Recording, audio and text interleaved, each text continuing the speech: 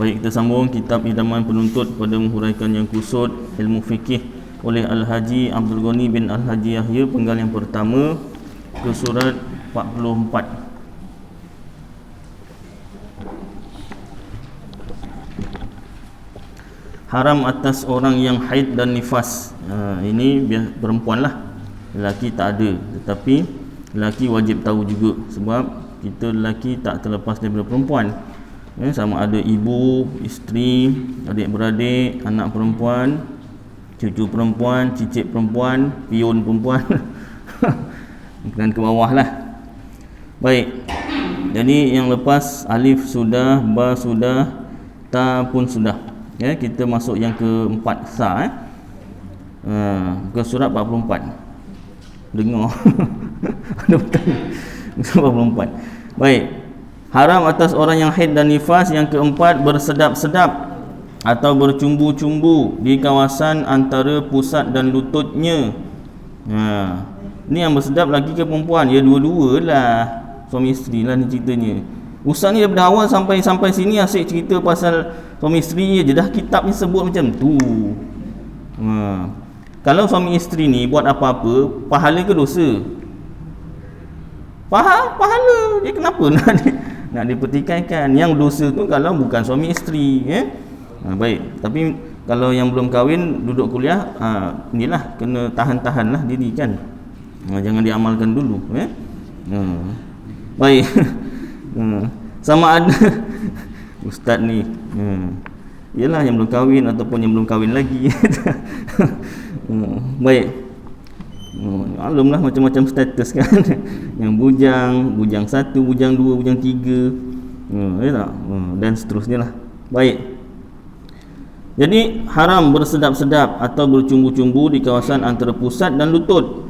Atas pusat bawah lutut boleh? Boleh. Yalah boleh. Mana boleh tahan ustaz? Mesti mau ke arah bawah antara pusat lutut juga. Nanti sambung. Sama ada dengan bersetubuh haram. Setubuh tu apa? Bersetubuh tu kalau tengok yang lepas pada bab apa tu? Pada bab mandi hadas ke apa Sekejap. Pada bab mewajibkan mandi tu ke surat 26. Surat 26, sebab-sebab yang mewajibkan mandi. Pertama, jima' atau bersetubuh. Apa dia bersetubuh? Iaitu memasukkan zakar ke dalam faraj atau dubur sampai tenggelam kepala takuk atau kadarnya. Jadi kalau masuk mulut tak dikira. Ada orang masuk, ni ceritalah, tak tahu ada ke tak ada, tak tahulah. Dubur bukan haram tak? Ya, haram tu tak haram, tapi dia wajib mandi. Ini cerita wajib mandi. Haram tu haram lah. Kalau masuk faraj tapi dari belakang, itu kira masuk faraj lah. Dia tak sebut dari mana. Macam mana Ustaz? Semua nak diajar lah. Explore sendiri lah. Jadi makna kat sini nak ambil bersetubuh tu masuk zakat ke dalam faraj. Baik. Jadi kalau bersetubuh haram. Kalau ada haid dan nifas, bukan setakat bersetubuh, atau raba-raba, masuk balik ke surat 44, atau raba-raba pun haram antara pusat dengan lutut. Alah ustaz, atau sebagainya. Yang ala dulu, nanti ada panjang lagi. Setengah ulama, ni yang kena highlight ni. Untuk awak ni kena highlight. Setengah ulama berpendapat yang haram itu hanya bersetubuh sahaja. Baik, ada ulama yang menyelamatkan kita ustaz. Alhamdulillah. Sebab saya suka ulama. Tang ni kau suka ulama. Tang yang kena batang hidung kau ini ulama dunia, ni ulama tak ada sifat dakwah. Mana pula bab ni kau suka pula ulama je. Jangan ambil semua yang daripada ulama, kita ambil semua. Baik, setengah ulama berpendapat yang haram itu hanya bersetubuh, masukkan zakat dalam faraj sahaja, yang lain tidak haram. Baik, satu nota kakinya, mungkin pendapat ini berpegang kepada hadis riwayat Muslim, isna'u kulla syai'in illa nikaha. Artinya boleh buat semua perkara melainkan jima'. Buat orang yang hendak bersedap-sedap dengan isterinya padahal ia sedang haid atau nifas, kenalah ia bersandar kepada pendapat ulama ini. Tapi macam mana tak game-game Ustaz? Tak, dia kalau tak game tak puas Ustaz. Itu sama ada digesel dah, nak cakap pun macam mana ini caralah kan. Untuk mana yang dah kahwin sama ada dikepit sampai game pakai kaki ke apa, ataupun pakai tangan isteri. Pakai tangan isteri. Bab ni penting juga sebab dia tak tahu kan, tak game-game dia tak puas kan. Jadi masalahnya tak puas Ustaz, macam mana? Ni penyelesaian masalahnya nak sampai puas tu sama ada kepit lah, isterinya kepit pakai apa nama ni, pehanya tu kan, ataupun pakai tangan isteri. Baik, jangan tangan sini haram. Tangan isteri boleh. Pernah Ustaz, tangan kanan tu kau tangan kiri pula, tak game-game juga. Tak game-game juga, pakailah mulut ke apa, sekati lah. Baik, ini cerita habis sekalipun sekalipun haram atas orang yang haid dan nifas itu berpuasa, tetapi wajib atas keduanya qada puasa Ramadan. Baik, habis cerita tadi. Kalau orang haid itu haram berpuasa tapi dia wajib qada. Puasa yang wajib lah puasa Ramadan. Bukan macam sembahyang fardu, meskipun haram sembahyang atas keduanya tapi tidak wajib qada. Tapi hujung nak bersuci itu tadi yang lepas kita dah pernah bincangkan, iaitu kalau hujung waktu dalam Islam kan ada cara sembahyang yang paling ringkas dan cara sembahyang yang paling afdal. Antara paling ringkas dengan afdal tu pertengahan lah. Tak? Jadi yang paling ringkas ya fardu, yang rukun-rukun sahaja. Tak? Kalau satu orang sembahyang dia ambil rukun sahaja, memang betul-betul rukun. Dia datang kuliah Ustaz Aidil tu memang nak tahu rukun sembahyang aja. Sabar je lah. Pasal apa Ustaz lain tak ada ngajar sangat yang paling ringkas. Ustaz Aidil je biasanya yang ngajar ringkas. Suka yang ringkas-ringkas. Ini untuk menyelamatkan orang malas tapi nak masuk syurga. Jadi apa nama ni, kalau dia sembahyang memang ambil betul-betul rukun dan dia memang apa nama ni belajar rukun dan memang tahu itu memang itulah rukun. Yang lain ini sunat. Ya tak? Takbiratul ihram, sebutan takbiratul ihram itu rukun. Angkat tangan sunat. Aku malas nak angkat tangan. Memang tak angkat tangan, memang pemalas betul. Contohlah ni nak buat contoh, nak undzubillah zaliklah, mudah-mudahan kita taklah macam tu Jadi apa nama ni, cerita orang malas nak masuk syurga lah ni. Allahu Akbar, memang tak angkat tangan. Jadi letak tangan kat antara bawah dada atas pusat pun itu sunat. Jadi aku tak nak, aku letak je memang gitu, kulai gitu aja. Lepas tu tak baca doa iftitah, ni sunat hayat. Siap tahu bukan setakat sunat hayat. Terror betul. Memang dia baca Fatihah aja. Waladhdallin, amin pun tak baca. Amin sunat dia kata. Terror betul, memang dahsyat lah. Surah tak baca. Surah sunat dia kata. Nak hayat. Hayat. Kemudian rukuk, Allah. Takbiratul intiqal pun tak baca. Gitu aja. Takbiratul intiqal dia kata, takbir berpindah rukun tu sunat dia kata. Sunat apa? Hayat lah, takkan sunat abad pula. Pandai tu. Kemudian rukuk tu tak baca subhana rabbiyal azim wa bihamdi, tak baca, dia kata ni sunat. Kau tak tahu ke? Siap ngelan-ngelan orang. Kemudian iktidal, dia tak baca sami Allahu liman hamidah, gerak aja daripada rukuk tu. Tapi tangan kat lutut lah, taklah terkulai kan tadi kan. Tu tak rukuk nanti namanya. Rukuk tu pun tak habis tu, tak tegak gitu, tak. Dia kata paling kurang rukuk kan tunduk sikit aja. Malas betul lah. Cerita malas. Sami Allahu liman hamidah tak sebut. Rabbana lakal hamd jauh sekali tak sebut. Gitu je. Tangan pun tak angkat kan, sunat. Faham tak sunat? Saya marah. Kemudian sujud. Takbir intiqal tak buat. Sujud je, tak baca. Duduk antara sujud, tak baca. Sujud lagi, tak baca. Kemudian apa nama ni, sembahyang yang 4 rakaat atau 3 rakaat, duduk antara dua sujud, duduk tahiyat awal tak duduk.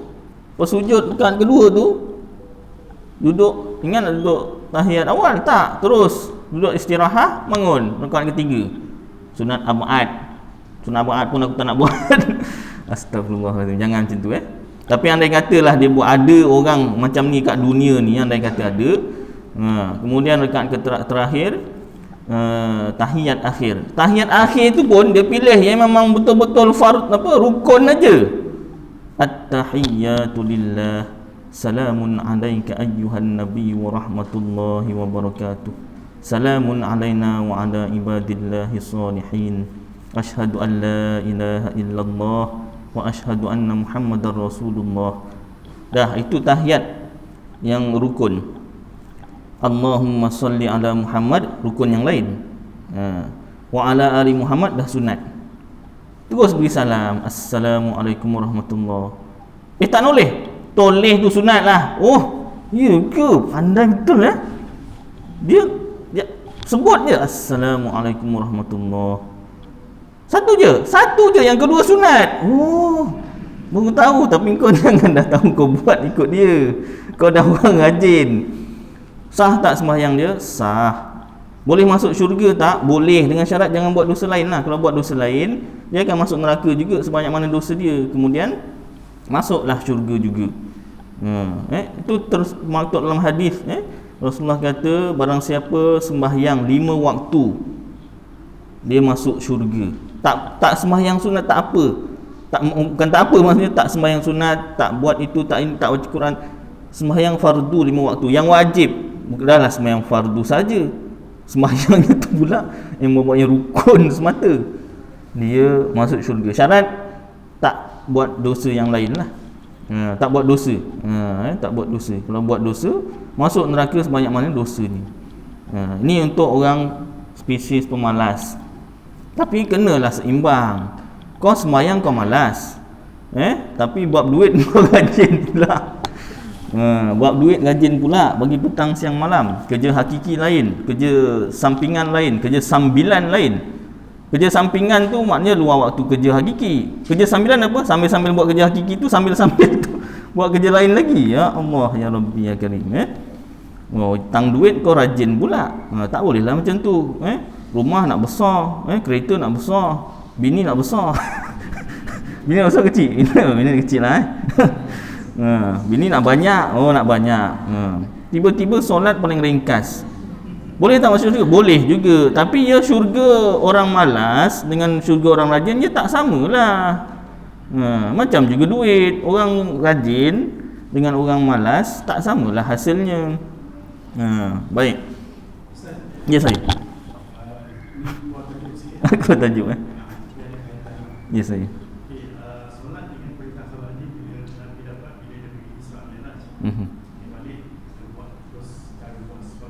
Ya. Soalan saya Ya. sebelum dapat perintah solat yang macam tu, macam mana solat?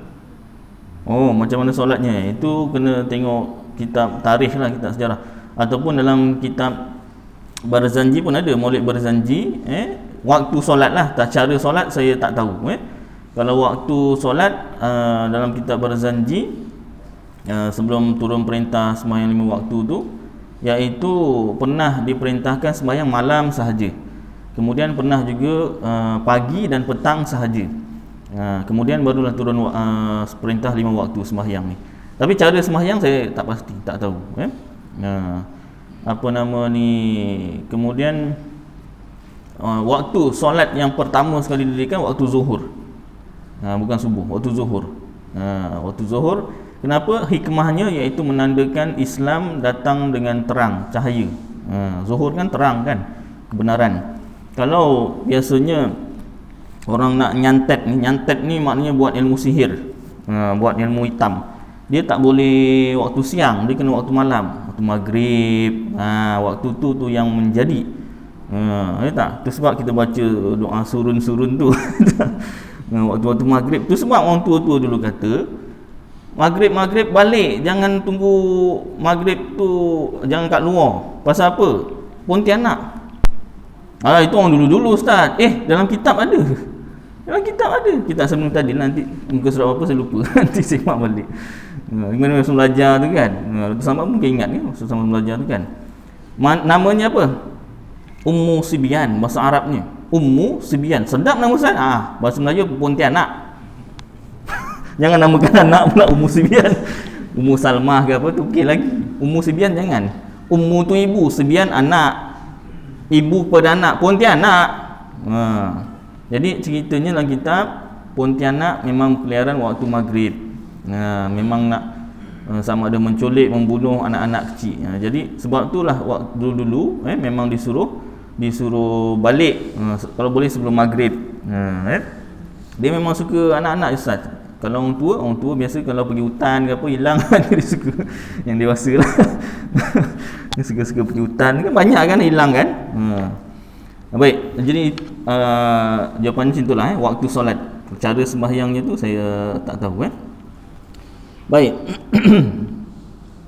Sambung jadi saya cerita solat yang paling ringkas, tapi janganlah kita sampai tak seimbang. Maknanya dari segi dunia kita rajin, tapi dari segi sembahyang kita malas.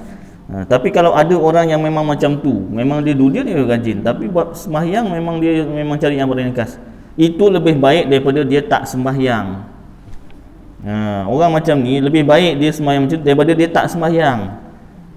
Sekarang orang tak sembahyang dah perkara biasa tau. Benda tu dosa besar, bukan dosa kecil. Ni saya tak cakap orang lain lah, dalam keluarga saya pun ada juga.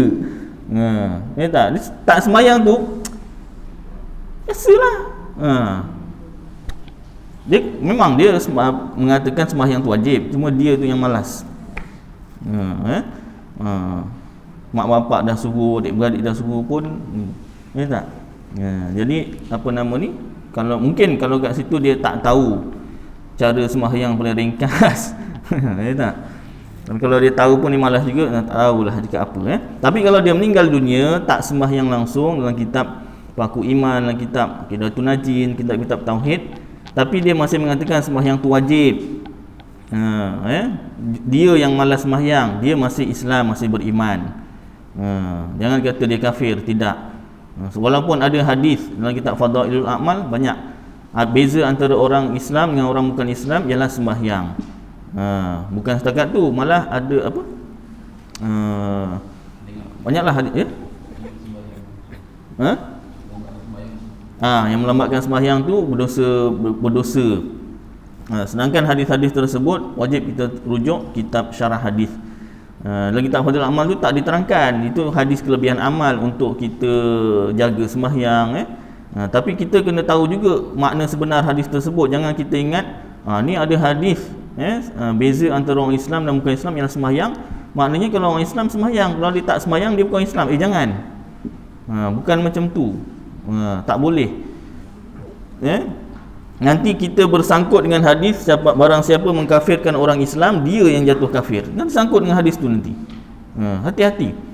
Itu sebab walaupun kitab Fadul A'mal tu kitab kelebihan hadis, tapi dia hadis. Kita kena belajar tentang hadis juga, kena belajar tentang syarah hadis. Kalau tidak kita boleh jadi sesat. Boleh jadi, bukanlah maknanya asal baca kitab Fadul A'mal sesat, tidak. Tapi boleh jadi sesat kalau kita memahami sendiri hadis tersebut. Ni beza antara orang Islam dan bukan Islam ialah sembahyang. Mana orang tak sembahyang tu bukan Islam lah. Nabi sendiri cakap, Ustaz nak bangkang apa lagi? Memang Nabi yang cakap. Tapi adakah Nabi cakap tu maknanya macam tu? Nabi tak ada terangkan pun. Iyalah supaya Nabi berdakwah tu 23 tahun aja. Nak terangkan semua sampai awak tua pun tak habis lagi. Beratus tahun tak habis. Jadi itu sebab ada hadis al-ulama'u warasatul anbiya, ulama pewaris nabi. Jadi ulama lah menerangkan apa makna kata-kata hadis tersebut. Macam bapa anak panjat pagar. Panjat lagi. Itu maknanya memang bapa suruh panjat ke? Bukan maknanya nak turun bapa marah tu. Tadi bapa suruh panjat. Ya, kalau kau panjat kan jatuh nanti bapa marah. Maknya terangkan. Maknya sama naik. Panjat sama. Betul bang, betul. Panjat. Maknya sama naik, mampus. Memang anaknya naik betul. Budak ni tak faham. Dia lurus. Macam anak saya yang 7 tahun. Kalau saya buat ayat macam tu dia dah faham. Anak saya yang 3 tahun memang dia buat. Memang dia buat betul. Dik, janganlah dik, ayah marahlah.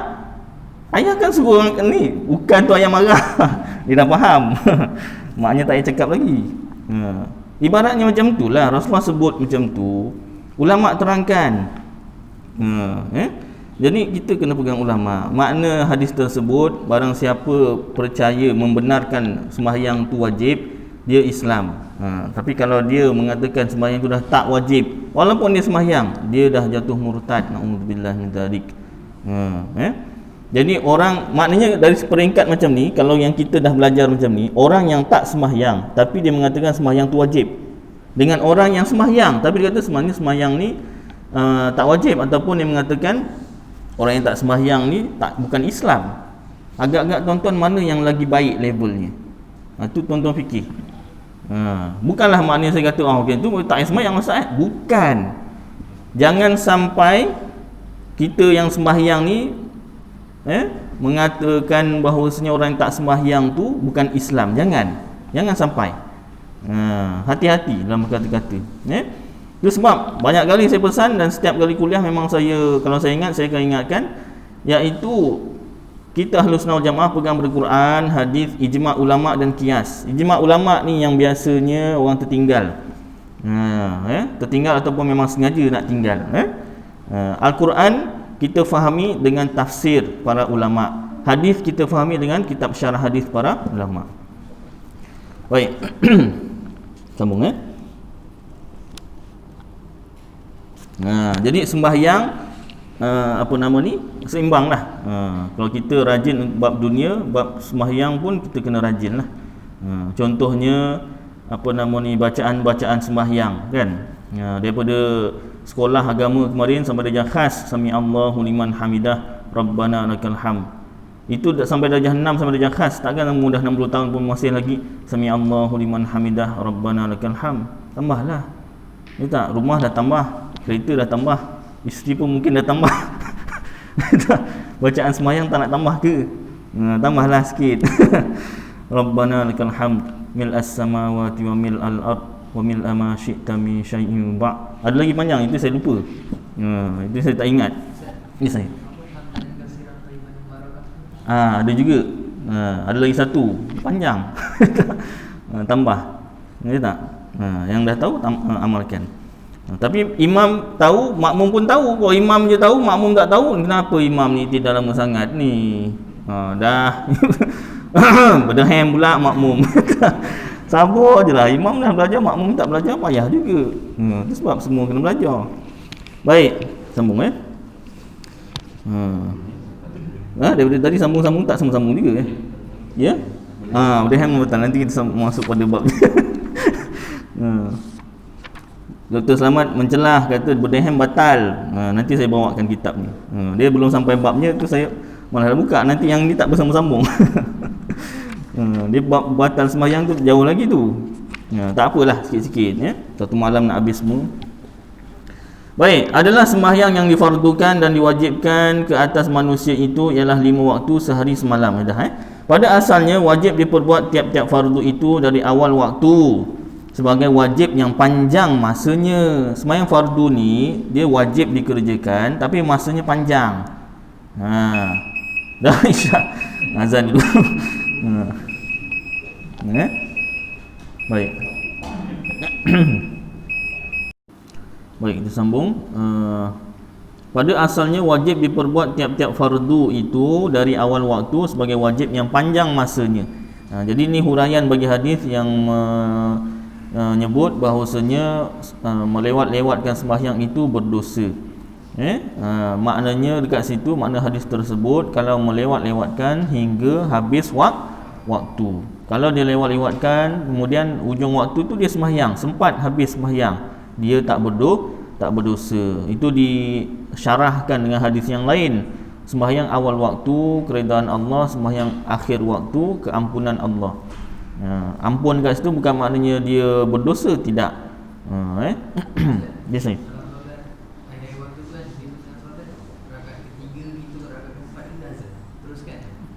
Kalau kita sembahyang zuhur contohnya, kemudian rakaat ketiga atau rakaat keempat dah masuk azan waktu asar, maksudnya dah habis waktu zuhur.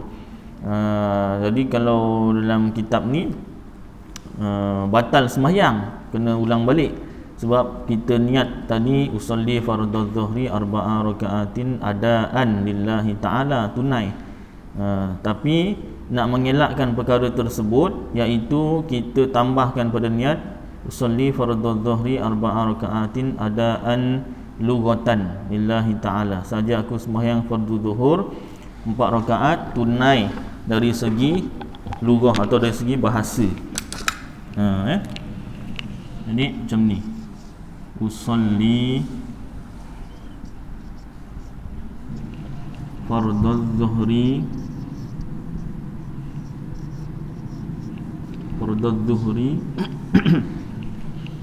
arba'a raka'atin. Yang ni adaan lillahi ta'ala.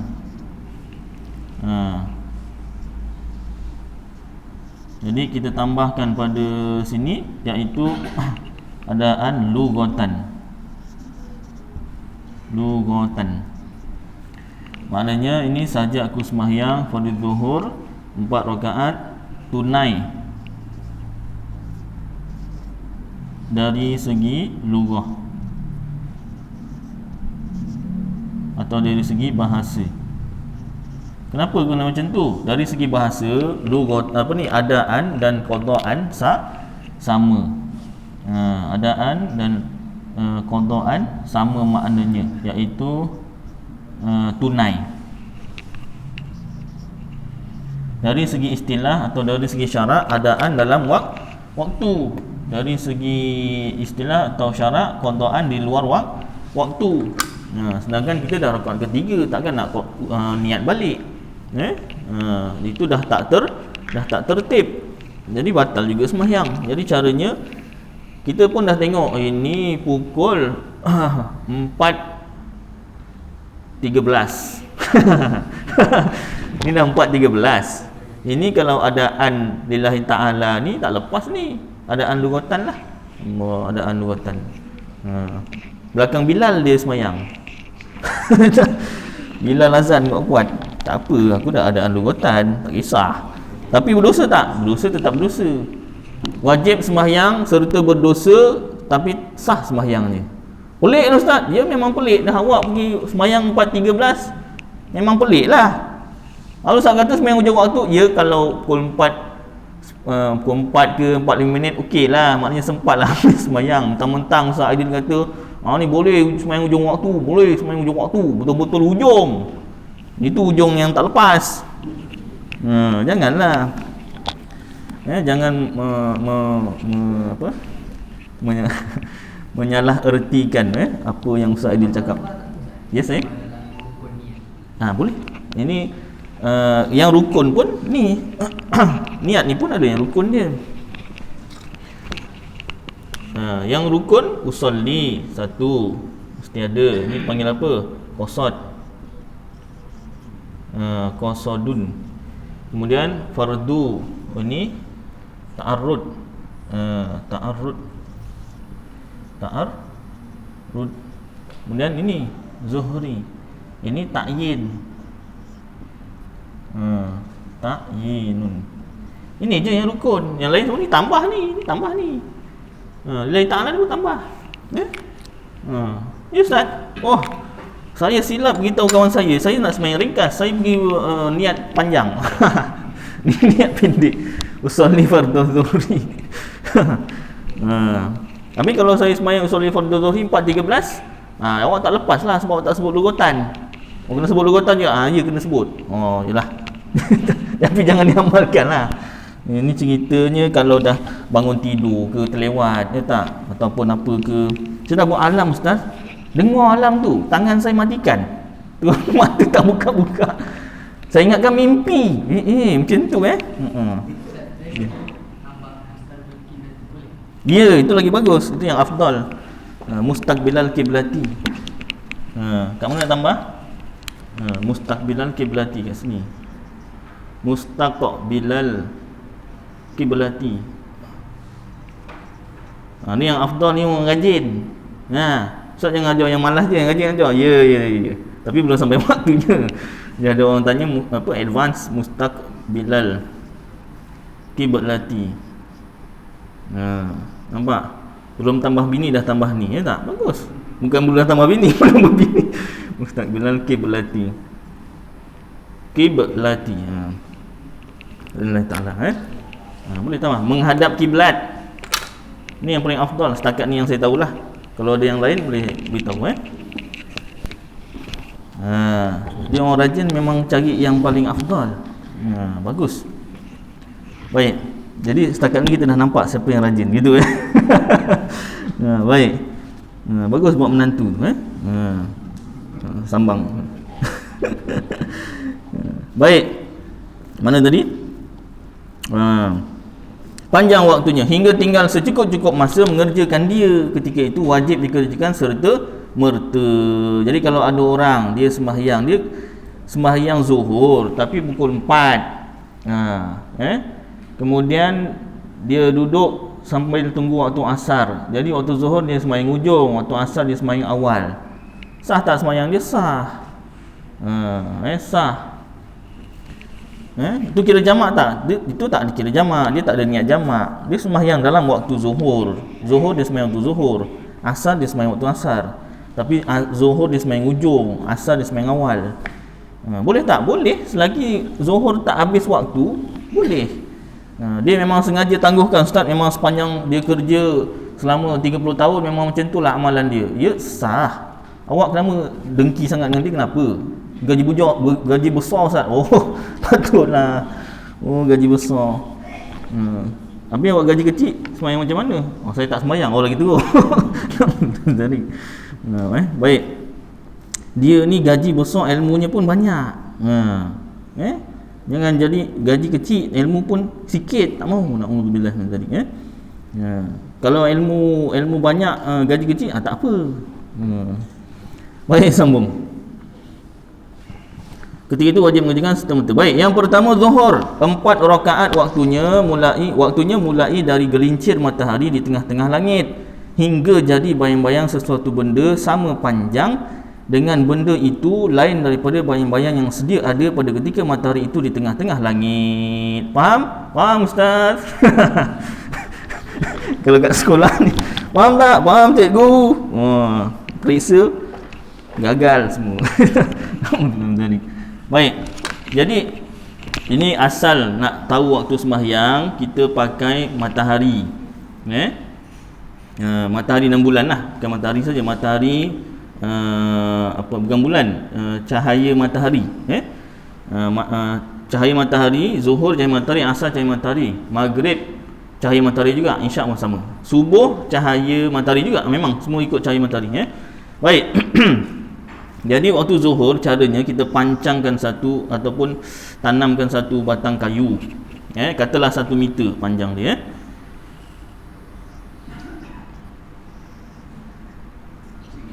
Sengit. Minta maaf doktor. Tak apa masalah, panjangkan ni sudah. Doktor tak boleh, kena akurat. Tepat-tepat ke. 1 meter. Baik. Jadi 1 meter ni, kalau matahari dekat atas kepala, dia sebenarnya ada sikit bayang-bayang. Ni saya padam maknanya ini paras tanah dah tertanam. Matahari dekat atas kepala, dia ada sikit bayang-bayang. Dia tak ada, macam mana ustaz tahu? Dia gini, awak tengok daripada matahari kat tepi. Matahari kat tepi, dia bayang-bayang ni panjang kan? Dia daripada mana? Utara barat, sini lah. Daripada pagi kan? Dia ke sini nanti. Masa kat sini, bayang-bayang ni kat sini. Panjang lah. Daripada bawah tu panjang, makin pendek, makin pendek. Lepas pendek tu, katalah sampai sini, nanti lepas daripada dia melintas tu, yang ini tak hilang. Tiba-tiba terus ke sini.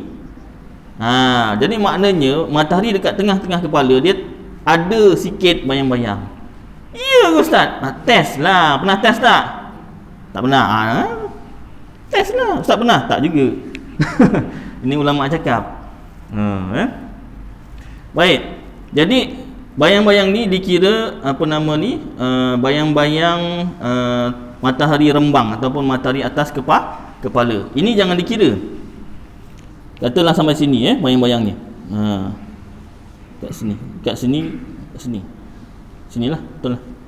Sebab nanti dia ke sini. Jadi yang ini dia daripada sini tadi sikit, lepas tu terus ke sini, tak ada hilang. Daripada sini bila matahari bergerak saja sikit, keluar je bayang-bayang sikit tu, masuklah zuhur. Mula zuhur tu kat sini. Anak panahnya sini bayang-bayangnya sampai ini 1 meter, bayang-bayangnya 1 meter juga. Bayang-bayangnya 1 meter. Maka bila bayang-bayangnya 1 meter, masuklah asar. Ni tadi zuhur. Masuklah asar. Dia habis je tepat-tepat je 1 meter, keluar lagi sikit bayang-bayang tu dah masuk asar. Asar masuk asar. Baik, itu zuhur dulu zuhur. Sekarang dah pakai jam Ustaz. Ya, itu cara nak menentukan jam tu pakai itu. Yang tukang buat jadual sembahyang tu, itu macam tu. Dia ada kiraan dia lah. Bila dia bukan setiap kali ini yang asal dalam kitab. Yang yang pandai kira-kira, dia akan buat kajian lah macam mana, sebab matahari setiap hari dia punya kedudukan berlainan.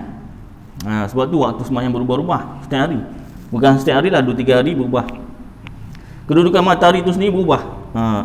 Kadang ke kanan, kemudian ke kiri. Macam mana ke kanan kiri tu? Maksudnya gini. Kalau tuan-tuan selalu tengok anak bulan, boleh nampak. Ini laut. Okey, matahari terbenam dekat sini. Contoh ni nak terbenam lah. Ini bulan ni, bulan Rabiul Akhir dah masuk nanti bulan Rabiul Awal, Rabiul Akhir, Jamadil Awal. Nanti Jamadil Awal dia punya kedudukan matahari bukan kat sini. Kat sini ataupun kat sini. Nanti kena semak baliklah, kanan atau kiri. Dia dah berubah tempat. Ini kiblat. Bukan kiblat, minta maaf. Ni contoh kiblat contoh ni kiblat. Kan ada satu hari dalam setahun tu matahari tepat-tepat arah kiblat. Kenapa macam tu? Sebab biasanya matahari dia tak dia akan berubah tempat. Sebab tu bukan sepanjang tahun tu matahari jatuh kat kiblat, tidak. Sebab tu ada satu hari tu ni dipanggil apa? Matahari tepat arah kiblat. Apa nama dia lupa ya? Dia kata matahari di atas Kaabah. Jadi maknanya tepat ke arah kiblat. Satu hari dalam setahun. Maknanya kedudukan matahari tu berubah-ubah. Dia memang terbenam arah timur. Memanglah arah timur. Timur apa? Maghrib panggil. Kalau terbit masyrik. Memang arah maghrib, tapi berubah tempat kanan kiri. Itu sebab ada mazhab yang mengatakan arah kiblat tu 60 darjah ke kanan, 60 darjah ke kiri daripada arah kiblat yang sebenar. Mazhab kita Syafi'i tak adalah macam tu kiblat. Jadi boleh tak matahari ni kita jadikan untuk menentukan arah kiblat? Boleh juga, sebab itu kalau dah tak ada kompas. Boleh dijadikan panduan. Sebab biasanya dia tak lari jauh daripada Kaabah pun kiblat. Baik, sambung Jadi menurut kiraan sains dan sebagainya, dia buatlah kajian, taklah setiap hari dipacak dengan kayu. Dia buatlah kajian macam mana kan. Itu saya tak tahulah, tuan-tuan kena ambil bahagian tu Baik. Kemudian maka sepanjang waktu itu dibahagi pula kepada 5 waktu. Pertama, waktu zuhur ni dipecahkan pada 5 waktu. Pecah pada 5. 1, 2, 3, 4, 5. Bukan waktu macam itulah. Maksud saja tak boleh buat macam tu dia tak sesuai. Pecah 5 waktu. Sepanjang-panjang ni ada 5 waktu sembahyang zuhur tu. Macam mana tu Ustaz kita baca? Maka sembahyang waktu itu dibahagi pula kepada 5 waktu. Pertama, waktu fadilat, waktu yang paling afdal. Yang ini yang ada kelebihannya, iaitu dari sejak mula masuknya hingga tamat sembahyang dan segala sunat-sunatnya. Ini kira sembahyang awal waktu. Lepas azan, sembahyang sunat zuhur 2 rakaat ke 4 rakaat. Lepas tu sembahyang zuhur, kemudian sembahyang sunat 2 atau 4. Itu waktu afdal. Kedua, waktu ikhtiar, yakni waktu pilihan, iaitu selepas waktu fadilat tadi, hingga sebelum waktu secukup-cukup masa mengerjakannya. Katalah kalau waktu secukup-cukup masa mengerjakannya kita anggarkan 5 minit, so asar 4.15 sampai 4.10, itu waktu ikhtiar atau waktu pilihan. Ketiga, waktu uzur, iaitu waktu asar bagi orang yang sembahyang jamak takhir. Bila dia sembahyang zuhur, dia sembahyang waktu asar. Kenapa dia sembahyang waktu asar? Dia musafir, dia jamak takhir. Yalah. Dia waktu zuhur dia tu ialah waktu asar. Itu bagi orang yang sembahyang jamak takhir.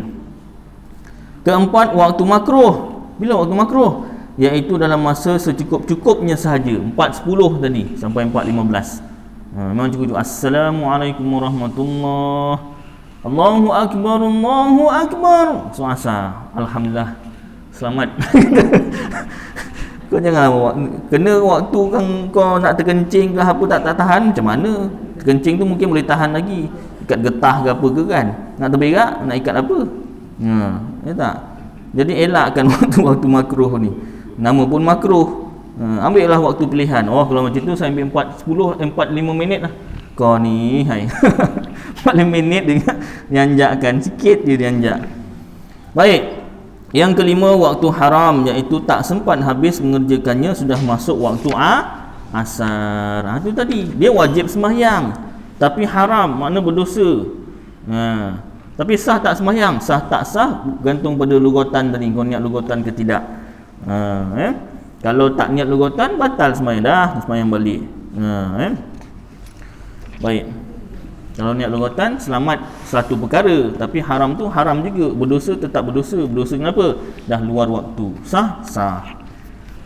Baik, faham Yang kedua, asar 4 rakaat. Waktunya mulai dari bayang-bayang sesuatu benda itu jadi panjang lebih daripada sekali ganda benda itu, tolak bayang tengah langit hingga terbenam masuk matahari. Jadi asar ni tadi daripada 1 meter tadi, dia 1 meter point 1 masuk asar sampai bila? Sampai terbenam matahari. Maknanya dah tak ada bayang-bayang lah. Matahari terbenam, dah tak ada bayang-bayang. Ada ustaz bayang-bayang, itu lampu neon tu, lampu jalan. Awak ni dah kenapa? Ni kita pakai matahari, bukan lampu neon. Terbenam matahari, gambarnya dah lain. Gambarnya macam ni.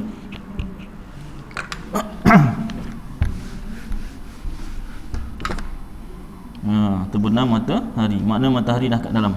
Ini laut kena bezakan. Ni laut. Kalau bukan laut tak boleh ustaz.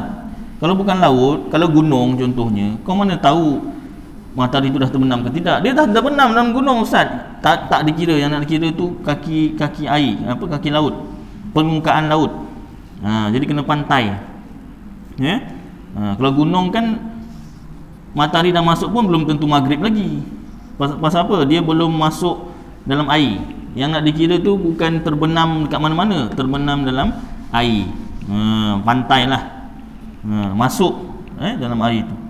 Jadi waktu itu terbenam, habislah asar, terus maghrib. Dia tak putus. Dia tak ada ruang waktu. Ni waktu rehat lah. Tak ada asar, tak ada maghrib, tak ada. Dia tak ada. Terbenam matahari maghrib. Nanti tuan-tuan kalau rajin boleh tengok. Kalau pergi ke pantai barat, pantai barat, sepanjang pantai barat Malaysia tu boleh tengok terbenam matahari. Kalau kat Johor ni pantai Lido tu boleh nampak laut kan. Boleh nampak terbenam matahari. Tengok tap, dah azan belum? Kadang azan lambat sikit. Pasal apa? Jawatan agama kata ihtiyat, untuk yakin. Takut kira-kira, maklumlah kira-kira kadang ada tersalah, jadi suruh tambah 2 minit. Tak ada masalah Ustaz, tak ada masalah. Memang tak ada masalah. Time puasa tu masalah. Time waktu bukan puasa tak ada masalah. Kenapa Ustaz? Time puasa kan nak buka. Suruh tambah 2 minit tu macam 2 jam. Nanti buat puasa. Tapi nak juga cerita juga. Tak alang-alang lah cerita. Suruh tambah 2 minit. Kalau bukan waktu sebab tu, tak ada masalah. Kita tak ada masalah. Dah 2 minit. Dah tet. Nanti tambah 2 minit. Tak ada masalah. Dia waktu puasa tu nak buka tu, tet. Dah buka dah. Belum, tambah 2 minit. Ikhtiat. Gua mengeluh dah. Itu okey lagi mengeluh. Guru saya pernah jumpa apa dekat kampung Melayu silap. Alah, satu dunia dah buka, dia seorang je tak buka lagi. Apa satu dunia apa? Ni waktu buka Malaysia lah. Waktu lain lagi yang masih ada puasa lagi tempat lain. Satu dunia dia kata. Dia punya geram dia tak nak makan puasa, ya tak? Dapat puasa satu hari tu dah kira okey dah tu. Sembahyang pun aku tinggal sebenarnya ni, puasa je. Allah. Jadi kalau puasa tuan-tuan, tambahlah 2 minit. Habis kan ada hadis menyegerakan berbuka tu, pahala. Awak ni sikit-sikit hadis lah. Pandai betul sikit hadis. Kita cerita kitab hadis. Ustaz nak pegang hadis ke kitab? Ujung-ujung macam tu jadinya. Nak pegang hadis ke pegang kitab. Tapi ulama garang kitab tu tak tengok hadis lah. Tak hafal hadis, tak jumpa hadis yang awak bawa tu. Berani cakap. Sambar keledek pun tahu.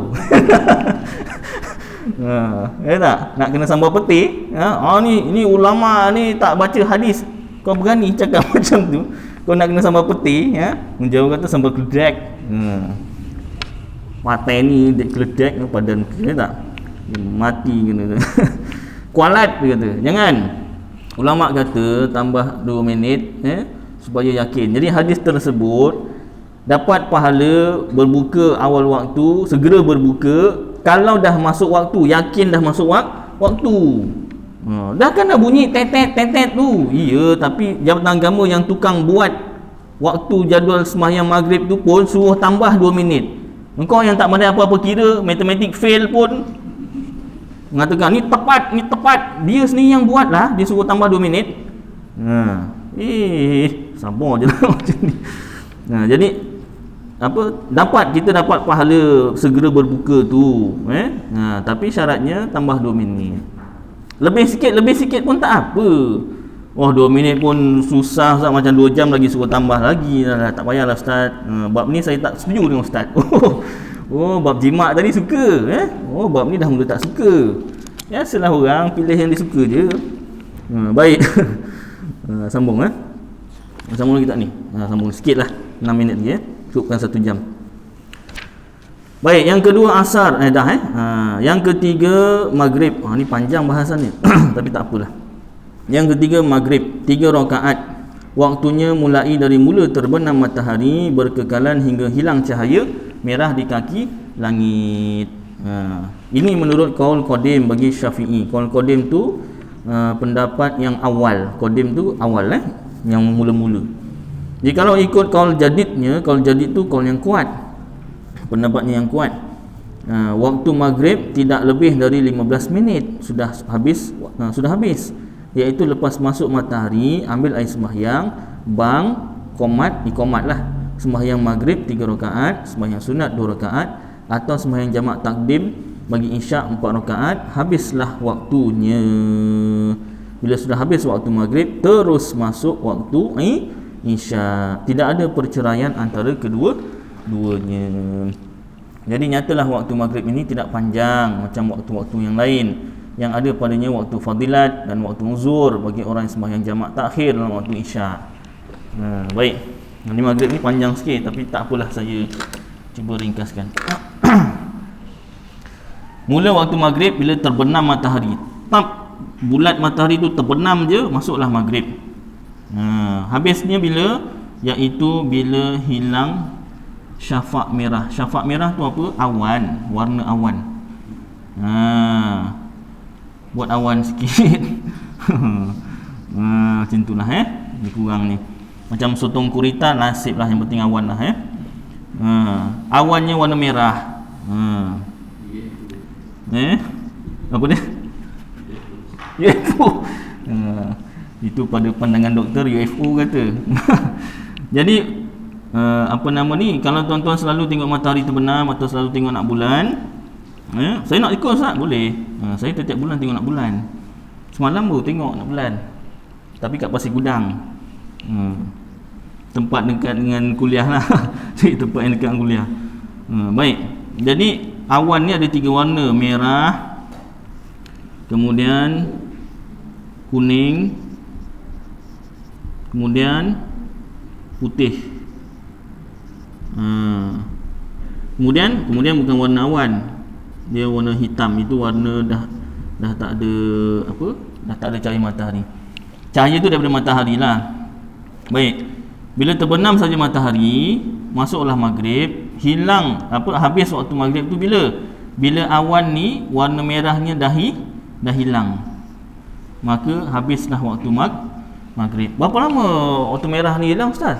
Saya selalu tengok anak bulan, biasanya saya kira antara 30 hingga 40 minit, berubah-ubah. Paling sekejap 30 minit, paling lambat 40 minit. Kemudian lepas 30 hingga 40 minit tu kuning. Kuning. Lepas kuning putih. Lepas putih hitam, dah tak ada cahaya. Jadi kalau mazhab Syafi'i, mazhab kita Syafi'i, kaul yang mengatakan bahawasanya maghrib tu agak panjang, 30 hingga 40 minit. 30 hingga 40 minit ni saya sendiri yang kaji. Kalau dalam kitab Imam Syafi'i kata hilang syafaq merah. Hilang syafaq merah, hilang warna merah awan. 30 hingga 40 minit. Apa itu jadual? Ni nak cerita ni. Jadual tersebut barangkali diambil daripada mazhab lain. Mazhab lain mengatakan maghrib hilang waktu kuning, ada mazhab mengatakan hilang waktu putih. Tu yang jadi panjang. Jadi dalam waktu sembahyang pun sebenarnya, kalau yang suka sembahyang yang sembahyang ujung-ujung lah ni, cerita yang tadi tu, budak tu kan, dia suka sembahyang ujung waktu. Jadi maghrib dia sembahyang pukul 8, waktu makruh. Kalau dia nak ngelak waktu makruh, saya tak nak waktu makruh, saya nak waktu ikhtiar. Gua apa? 7.55, sabar je lah. Jadi kemungkinan jadual tersebut diambil daripada mazhab lain. Pasal apa? Dekat Malaysia ni balik sekolah pukul 6.30. Kalau masa sekolah lah, ni dah PKP kan, semua kat rumah.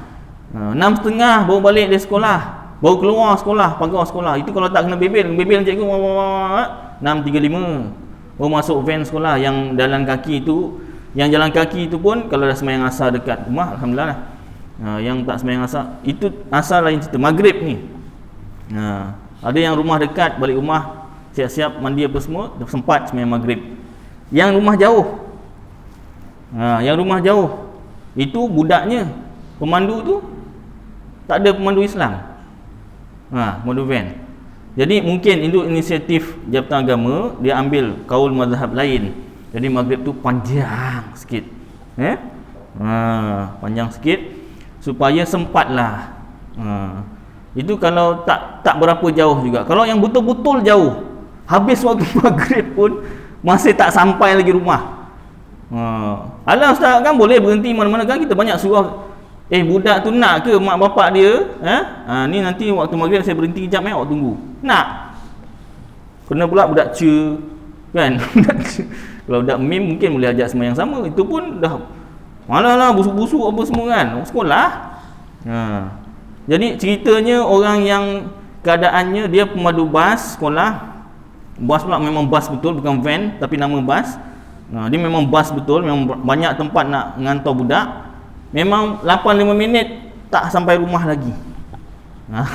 Ceritanya. Ya tak? Sian Ustaz, semua dah ditukar kerja lain. Engkau pandai kau cakap orang tu kelayakan dia memang tu je. Bukan macam awak apa ni, doktor lain tempat lain. Doktor boleh pukul 5 balik. Balik. Tutup kedai. Baik. Doktor lain bukan doktor sini. Jangan salah-salah orang. Awak lulusan boleh lah. Dia dah memang itu je lulusan dia. Tak kerja tu memang tak ada kerja lah. Orang lain tak nak terima kerja lain. Kau basuh pinggan pecah. Kau apa? Buat apa? Cleaner makin kotor. Suruh bersih makin kotor. Jadi kau memang kerja kau memang suka berjalan kan. Mandu. Inilah kerja yang paling ideal sekali, yang paling sesuai sekali. Jadi macam mana orang macam ni, kalau jentagama dah buat macam tu pun tak lepas juga orang macam ni, dia dibolehkan jamak takhir lah. Waktu maghrib ialah dia sembahyang pada waktu isyak. Itu tersebut dalam kitab Bughyatul Mustarsyidin, saya tak bawakan. Dia kitab Arab. Bughyatul Mustarsyidin tu mazhab Syafi'i. Dibolehkan jamak takhir untuk perkara selain musafir.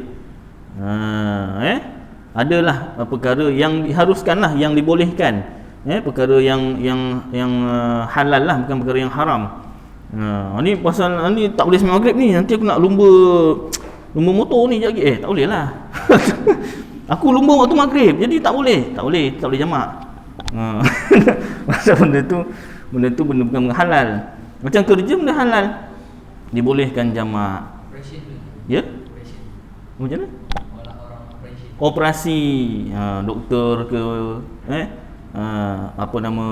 polis yang buat operasi ke, macam-macam lah, apa-apa pekerjaan. Ini contoh yang salah satu contoh lah. Saya nak sebut semua pun saya tak mengkaji semua pekerjaan yang ada. Jadi maknanya kena yang waktu macam tu